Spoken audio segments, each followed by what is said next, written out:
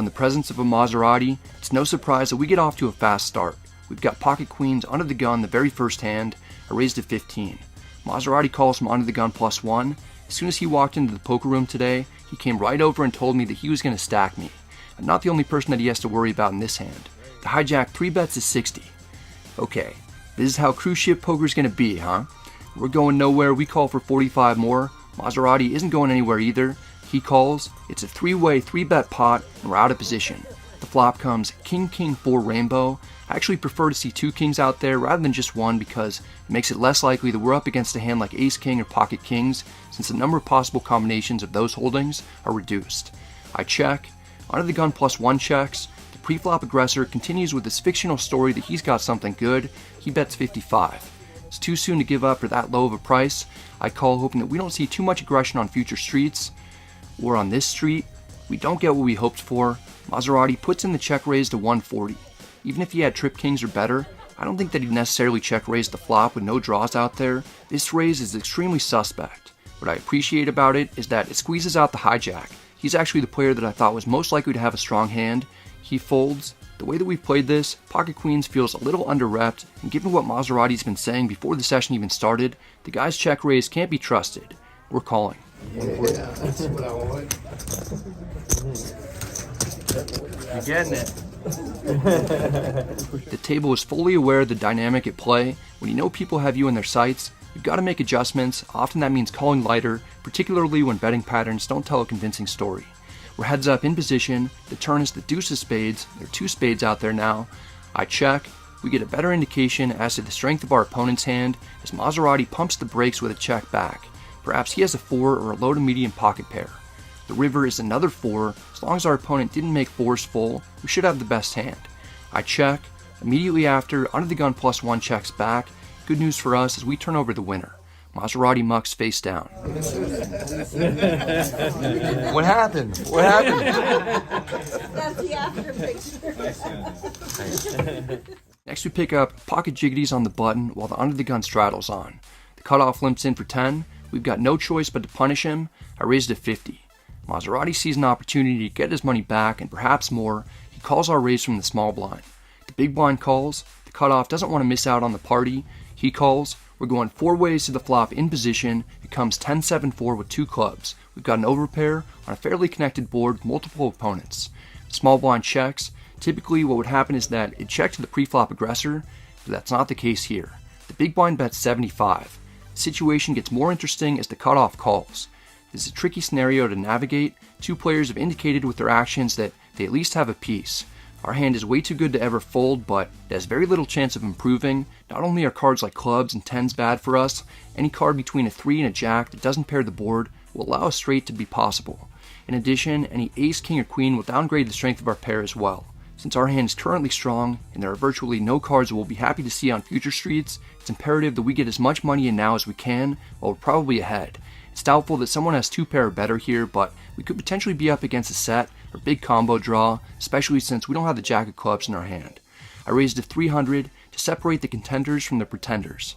The small blind folds. The action's on the big blind who bet 75 into 3 other players, including us as the pre-flop raiser. As I mentioned previously, the main made hands that I'm concerned about being up against are just sets, and a lot of the time, I'd anticipate a player in the big blind's position to check raise a hand like that, rather than bet it at the first opportunity. Because she didn't check raise, I actually think it's less likely that she has a monster hand, and more probable that she has 1 pair and bet to see where she's at, or maybe she has a draw. The big blind folds. We're down to just 1 remaining opponent. The cutoff almost definitely doesn't have us beat, otherwise he would have raised himself, rather than allow an opportunity for the big blind to see additional cards without putting extra money in, while also allowing us and the small blind a chance to stay in with marginal holdings and great pot odds with several draws out there. The cutoff takes time to consider his options, then eventually folds. When I have this hand, it's mandatory that I show it. Good fold, good fold, good fold. Jiggities. It's tough to beat the atmosphere of a poker room on a ship. Everyone's in a great mood because we're all on vacation, we've left our troubles behind us on the mainland, and we're just here to have a fun time. Plus, the action is exceptionally good. Next we've got King Jack offsuit on the button in a straddle pot. I raised at 30. Small blind calls. The under the gun straddler calls. We're going 3 ways to the flop in position. It comes Jack 10-6 all spades. We've got top pair and the king high flush draw to go along with it. Checks to me. Note that this is really the exact opposite situation as when we had pocket jacks on the 10 high board. There are tons of cards that can help us improve on the turn and river here, including any spade, jack, or king. Because of that, I'm not worried about giving my opponents a free card. Maserati's in the small blind. I'd like to give him a chance to bluff at it.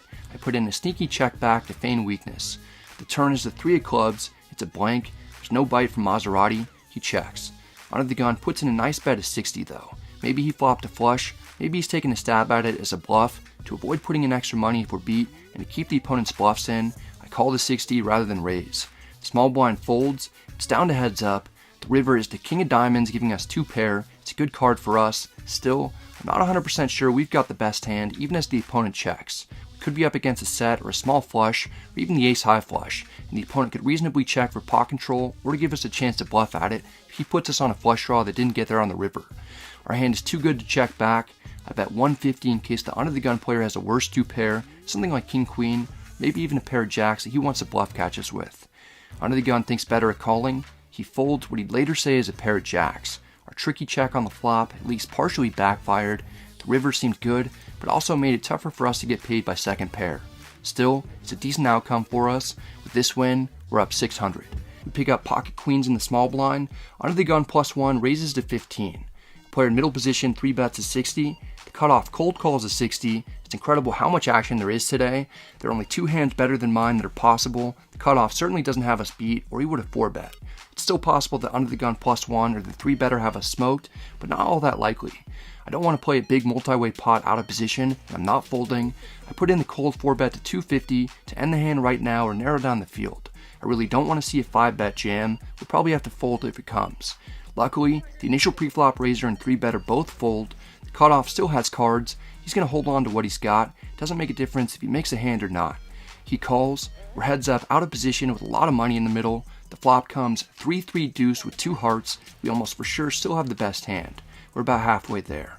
I down bet to 150 in order to keep in hands that are drawing nearly dead, like low to medium pocket pairs or even jacks.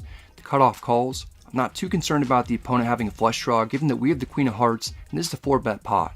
The only flush draw I really see the opponent having is maybe ace king of hearts.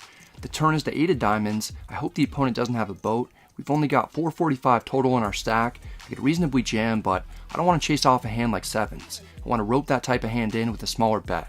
We'll give it a shot. I bet 200, so if he calls here, he'll almost have to call a river jam for 250 if he has a pair of any sort.